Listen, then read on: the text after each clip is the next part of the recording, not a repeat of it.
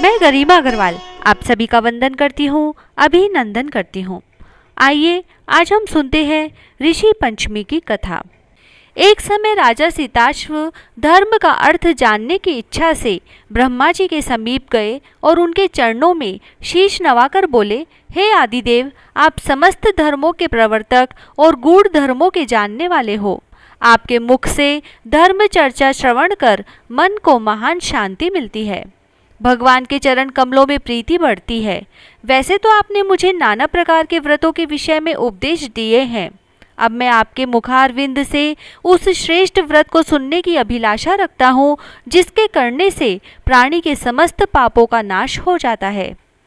राजा के इन वचनों को सुनकर ब्रह्मा जी ने कहा, हे नृपश्रेष्ठ, तुम्हारा प्रश्न अति उत्तम और धर्म में प्रीति उपजाने वाला है। मैं तुमको समस्त पापों को नष्ट करने वाला सर्वोत्तम व्रत सुनाता हूँ। यह व्रत ऋषि पंचमी के नाम से विख्यात है। इस व्रत को ग्रहण करने वाला प्राणी अपने समस्त पापों से सहज ही छुटकारा पा लेता है। उसे नरक में कदापि नहीं जाना पड़ता है। इस व्रत का एक अति प्राचीन इतिहास और भी है। उस इतिहास को मैं तुम्हारे सम्मुख वर्णन करता हूँ। एक समय की बात है कि विदर्भ देश में उत्तंक नामक ब्राह्मण अपनी पतिव्रता पत्नी के साथ निवास किया करता था। उस ब्राह्मण दंपति के एक पुत्र और एक पुत्री थी। उसके पुत्र का नाम सुविभूषण था। वह कुशाग्र और तीक्ष्ण बुद्धि वाला था। उसने अल्पकाल में ही चारों वेदों को पढ़ लिया। हे राजन, उत्तंक ने अपनी पत्नी के परामर्श से अपनी पुत्री का विवाह एक सुयोग्य ब्राह्मण कुमार के साथ कर दिया। किंतु भगवान की गति ही कुछ ऐसी थी कि कन्या विवाह के 1 माह पश्चात ही विधवा हो गई। अतः विधवा होने के पश्चात वह कन्या अपने धर्म का पालन करती हुई अपने पिता के यहाँ रहकर ही अपने समय को व्यतीत करने लगी। विधवा कन्या के दुख से दुखी होकर उत्तंक घर बार अपने पुत्र को सौंपकर अपनी स्त्री और कन्या को लेकर गंगा जी के किनारे चला गया। वहां आश्रम बनाकर वेदों का पठन पाठन करने लगा। उसके पास कुछ ब्राह्मण भी वेद पढ़ने के लिए आने लगे। कन्या भी अपने धर्म का पालन करती हुई अपना समय व्यतीत कर रही थी। वह नित्य प्रति मन लगाकर माता पिता की सेवा करती थी। एक दिन समस्त कार्यों से थक कर वह एक शिला पर आराम करने के लिए लेट गई। थकान के कारण उसको अपने शरीर की शुद्धि भी न रही। भगवान की गति से अर्धरात्रि के समय यकायक उसके शरीर में कीड़े उत्पन्न हो गए। शिष्यों ने जब उस कन्या के शरीर पर कीड़ों को देखा तो उन्होंने जाकर अपनी गुरु माता को बताया। कन्या के शरीर में कीड़े पड़ जाने की बात सुनकर ब्राह्मणी कातर स्वर से विलाप करती हुई उसी शिला के पास पहुंची जहां उसकी कन्या बेसुध पड़ी थी।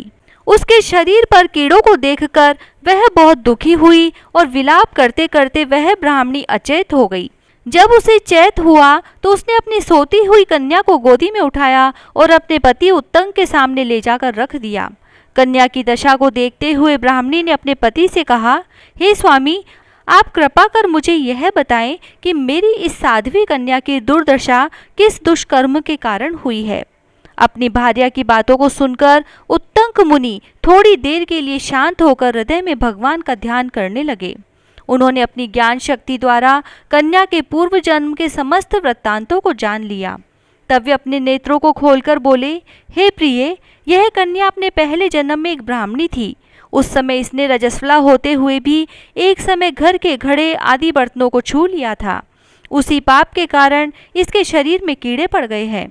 और फिर इसने शुद्ध होने के बाद अपनी सखियों के साथ ऋषि पंचमी व्रत को देखकर भी उसका आदर नहीं किया था। व्रत के दर्शन के प्रभाव से तो इस जन्म में इसको उत्तम ब्राह्मण कुल तो प्राप्त हुआ, परंतु उस व्रत का तिरस्कार करने के कारण इसके शरीर में कीड़े पड़ गए हैं। मुनि के वचनों को सुनकर सुशीला बोली, हे स्वामिन, जिस व्रत के दर्शन मात्र से आपके समान ब्रह्मा तेजोमय उत्तम कुल में इसको जन्म प्राप्त हुआ और जिसका तिरस्कार करने से शरीर कीड़ों से भर गया, उस महान आश्चर्यजनक व्रत को आप कृपा करके मुझे सुनाएं। उत्तंक प्रसन्न होकर बोले, हे सुशीले, वह व्रत समस्त व्रतों में उत्तम है। इसके प्रभाव से समस्त पाप नष्ट हो जाते हैं। इस व्रत को धारण करने वाला निश्चय ही दैहिक, भौतिक और दैविक तीनों प्रकार के कष्टों से छूट जाता है। व्रत को धारण करके स्त्रियां सौभाग्य को प्राप्त करती है। यह महान व्रत भादो मास के शुक्ल पक्ष में पंचमी को होता है। इस व्रत के प्रभाव से उसे अपने पूर्व जन्म का स्मरण रहता है। यह व्रत ऋषि पंचमी का व्रत है। अपने पति के इन वचनों को सुनकर सुशीला ने अपनी पुत्री के साथ ऋषि पंचमी का दिन आने पर उस व्रत को धारण किया और उसके पुण्य से उसकी कन्या सुखी और स्वस्थ हो गई। जो भी स्त्री इस व्रत को धारण करती है वह समस्त सुखों को पाती है। भविष्योत्तर पुराण से ऋषि पंचमी की दूसरी कथा। युधिष्ठिर ने प्रश्न किया, हे देवेश, मैंने आपके श्री मुख से अनेकों व्रतों का श्रवण किया है। अब आप कृपा करके पापों को नष्ट करने वाला कोई उत्तम व्रत सुनावें। राजा के इन वचनों को सुनकर श्री कृष्ण जी बोले, हे राजेंद्र, अब मैं तुमको ऋषि पंचमी का उत्तम व्रत सुनाता हूँ, जिसको धारण करने से स्त्री समस्त पापों से छुटकारा प्राप्त कर लेती है। हे नृपोत्तम, पूर्व समय में वृत्तासुर का वध करने के कारण इंद्र को ब्रह्म हत्या का महान पाप लगा था। तब ब्रह्मा जी ने कृपा करके इंद्र के उस पाप को 4 स्थानों पर बांट दिया। पहला अग्नि की ज्वाला में, दूसरा नदियों के बरसाती जल में, तीसरा पर्वतों में और चौथा स्त्री के रज में। उस रजस्वला धर्म में जाने अनजाने उससे जो भी पाप हो जाते हैं उनकी शुद्धि के लिए ऋषि पंचमी का व्रत करना उत्तम है। यह व्रत समान रूप से चारों वर्णों की स्त्रियों को करना चाहिए। इसी विषय में एक प्राचीन कथा का वर्णन करता हूँ। सतयुग में विदर्भ नगरी में सेनजित नामक राजा हुए। वे प्रजा का पुत्रवत पालन करते थे। उनके आचरण ऋषि के समान थे। उनके राज्य में समस्त वेदों का ज्ञाता, समस्त जीवों का उपकार करने वाला सुमित्र नामक एक कृषक ब्राह्मण निवास करता था। उनकी स्त्री जयश्री पतिव्रता थी। ब्राह्मण के अनेक नौकर चाकर भी थे। एक समय वर्षा काल में जब वह साध्वी खेती के कामों में लगी हुई थी, तब वह रजस्वला भी हो गई। हे राजन, उसे अपने रजस्वला होने का भास हो गया, किंतु फिर भी वह घर गृहस्थी के कार्यों में ही लगी रही। कुछ समय पश्चात वे दोनों स्त्री पुरुष अपनी अपनी आयु भोग कर मृत्यु को प्राप्त हुए। जयश्री अपने ऋतु दोष के कारण कुतिया बनी और सुमित्र को रजस्वला स्त्री के संपर्क में रहने के कारण बैल की योनि प्राप्त हुई, क्योंकि ऋतु दोष के अतिरिक्त इन दोनों का और कोई अपराध नहीं था। इस कारण इन दोनों को अपने पूर्व जन्म का समस्त विवरण याद रहा। वे दोनों कुतिया और बैल के रूप में रहकर अपने पुत्र सुमित के यहाँ पलने लगे। सुमित धर्मात्मा था और अतिथियों का पूर्ण सत्कार किया करता था। अपने पिता के श्राद्ध के दिन उसने अपने घर ब्राह्मण को जिमाने के लिए नाना प्रकार के भोजन बनवाए। उसकी स्त्री किसी काम से बाहर गई हुई थी कि एक सर्प ने आकर रसोई के बर्तन में विष उगल दिया। सुमित की माँ कुतिया के रूप में बैठी हुई यह सब देख रही थी। अतः उसने अपने पुत्र को ब्रह्म हत्या के पाप से बचाने की इच्छा से उस बर्तन को स्पर्श कर लिया। सुमित की पत्नी से कुतिया का यह कृत्य सहा न गया और उसने एक जलती लकड़ी कुतिया को मारी। वह प्रतिदिन रसोई में जो जूठन आदि शेष रहती थी उस कुतिया के सामने डाल दिया करती थी, किंतु उस दिन क्रोध के कारण वह भी उसने नहीं दी। तब रात्रि के समय भूख से व्याकुल होकर वह कुतिया अपने पूर्व पति के पास आकर बोली, हे नाथ, आज मैं भूख से मरी जा रही हूँ। वैसे तो रोज ही मेरा पुत्र खाने को देता था, मगर आज उसने कुछ नहीं दिया है। मैंने सांप के विष वाले खीर के बर्तन को ब्रह्म हत्या के भय से छूकर भ्रष्ट कर दिया था। इसी कारण बहू ने मारा और खाने को भी नहीं दिया है। तब बैल ने कहा, हे भद्रे, तेरे ही पापों के कारण मैं भी इस योनि में आ पड़ा हूँ। बोझा ढोते ढोते मेरी कमर टूट गई है। आज मैं दिन भर खेत जोतता रहा। मेरे पुत्र ने भी आज मुझे भोजन नहीं दिया और ऊपर से मारा भी खूब है। मुझे कष्ट देकर श्राद्ध को व्यर्थ ही किया है। अपने माता पिता की इन बातों को उनके पुत्र सुमित ने सुन लिया। उसने उसी समय जाकर उनको भर पेट भोजन कराया और उनके दुख से दुखी होकर वन में जाकर उसने ऋषियों से पूछा, हे स्वामी, मेरे माता पिता किन कर्मों के कारण इस योनि को प्राप्त हुए और किस प्रकार उससे छुटकारा पा सकते हैं। सुमित के उन वचनों को श्रवण कर सर्वतपा नामक महर्षि दया करके बोले, पूर्व जन्म में तुम्हारी माता ने अपने लापरवाह स्वभाव के कारण रजस्वला होते हुए भी घर गृहस्थी की समस्त वस्तुओं को स्पर्श किया था और तुम्हारे पिता ने उसको स्पर्श किया था, इसी कारण वे कुतिया और बैल की योनि को प्राप्त हुए हैं। तुम उनकी मुक्ति के लिए ऋषि पंचमी का व्रत धारण करो। श्री कृष्ण जी बोले, हे राजन, महर्षि सर्वतपा के इन वचनों को श्रवण करके सुमित अपने घर लौट आया और ऋषि पंचमी का दिन आने पर उसने अपनी स्त्री सहित उस व्रत को धारण किया और उसके पुण्य को अपने माता पिता को दे दिया। व्रत के प्रभाव से उसके माता पिता दोनों ही पशु योनियों से मुक्त हो गए और स्वर्ग को चले गए। इसीलिए जो स्त्री इस व्रत को धारण करती है वह समस्त सुखों को पाती है। विश्राम देवता की कहानी। विश्राम देवता किसी गांव में एक भाटका व एक जाटका रहता था। दोनों परम मित्र थे। एक बार जाटका अपनी बहन के घर जाने के लिए तैयार हुआ तो भाटका अपनी ससुराल जाने के लिए तैयार हुआ। दोनों साथ चल पड़े तो रास्ते में रुक कर एक तालाब की पाल पर बैठ गए। जाटका ने भाटका से कहा, नगर बसेरा कर लेते हैं। इस पर भाटका बोला, तू ही नगर बसेरा कर ले, मैं तो अपनी ससुराल जा रहा हूँ, वहाँ खूब खातिर होगी मेरी, तू कर ले नगर बसेरा। जाटका वहीं तालाब की पाल पर बैठ पानी की घंटी और चावल की पोटली लेकर नगर बसेरा करने लगा।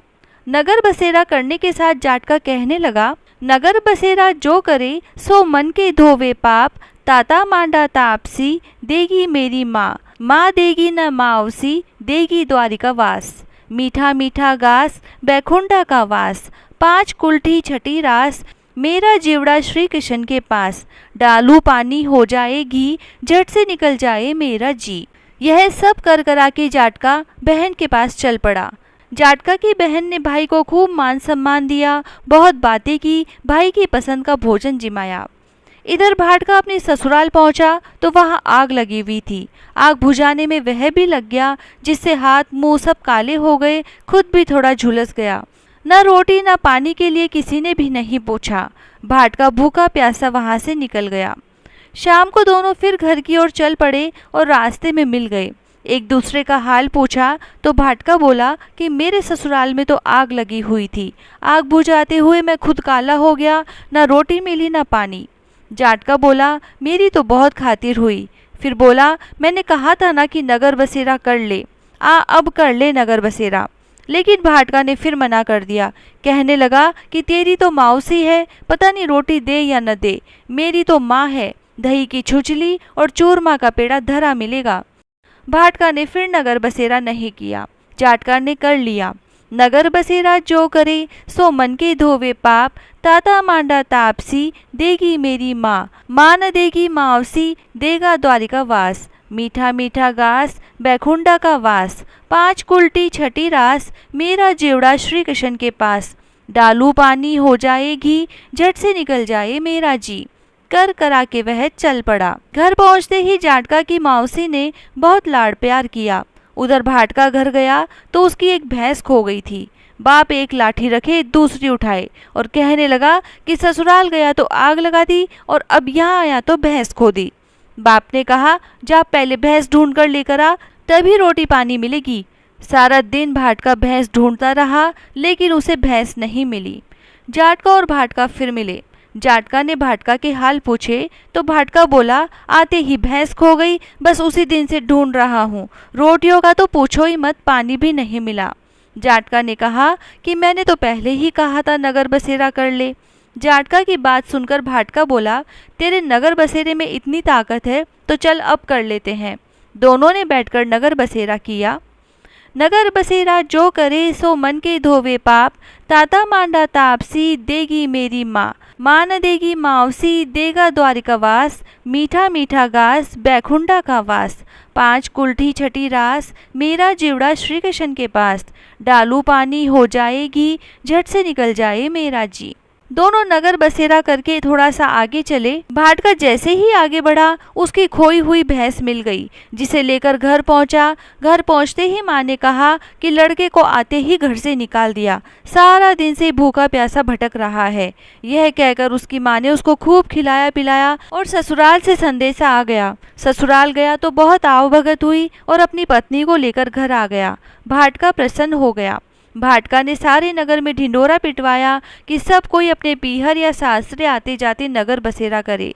हे विश्राम देवता, जैसे जाटका भाटका को नगर बसेरे का फल मिला, वैसे कहता ने सुनता ने हुकारा भरता ने सारे परिवार को मिले। बिंदायक जी की कहानी। एक बार गणेश जी एक लड़के का वेश धरकर नगर में घूमने निकले। उन्होंने अपने साथ में चुटकी भर चावल और चुल्लू भर दूध ले लिया। नगर में घूमते हुए जो मिलता उसे खीर बनाने का आग्रह कर रहे थे। बोलते, माई खीर बना दे। लोग सुनकर हंसते। बहुत समय तक घूमते रहे मगर कोई भी खीर बनाने को तैयार नहीं हुआ। किसी ने यह भी समझाया कि इतने से सामान से खीर नहीं बन सकती, पर गणेश जी को तो खीर बनवानी ही थी। अंत में एक गरीब बूढ़ी अम्मा ने उन्हें कहा, बेटा चल मेरे साथ में, तुझे खीर बनाकर खिलाऊंगी। गणेश जी उसके साथ चले गए। बूढ़ी अम्मा ने उनसे चावल और दूध लेकर एक बर्तन में उबलने चढ़ा दिए। दूध में ऐसा उफान आया कि बर्तन छोटा पड़ने लगा। बूढ़ी अम्मा को बहुत आश्चर्य हुआ, कुछ समझ नहीं आ रहा था।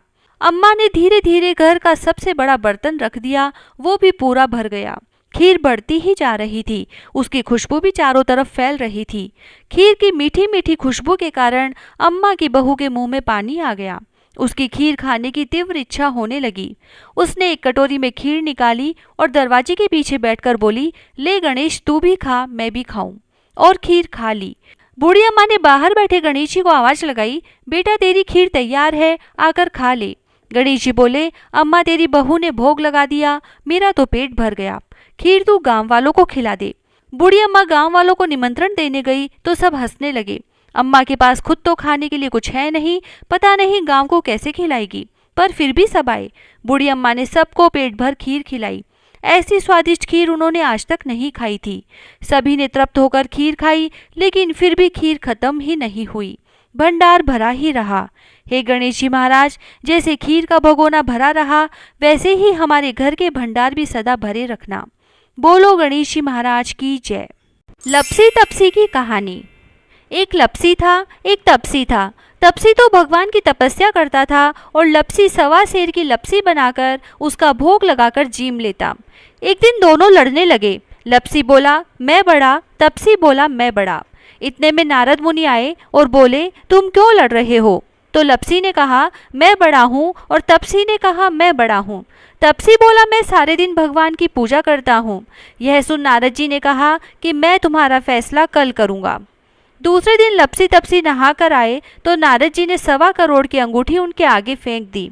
लपसी ने अंगूठी देखी पर उस पर ध्यान नहीं दिया। तपसी तपस्या करने बैठा तो उसे अंगूठी दिखी और उसने अपने घुटने के नीचे दबा ली और तपस्या करने लगा। और लपसी लापसी बनाकर उसका भगवान के भोग लगाकर जीमने बैठ गया। इतने में नारद जी आए, तब दोनों से पूछा कि कौन बड़ा है। फिर तपसी ने कहा, मैं बड़ा हूँ। नारद जी बोले कि तुम्हारा घुटना उठाओ, तो उसके नीचे 1.25 करोड़ की अंगूठी निकली। तब नारद जी बोले, यह अंगूठी तूने चुराई है तो तुझे तेरी तपस्या का फल नहीं मिलेगा। तब तपसी बोला, हे नारद मुनि, मेरी तपस्या का दोष कैसे दूर होगा?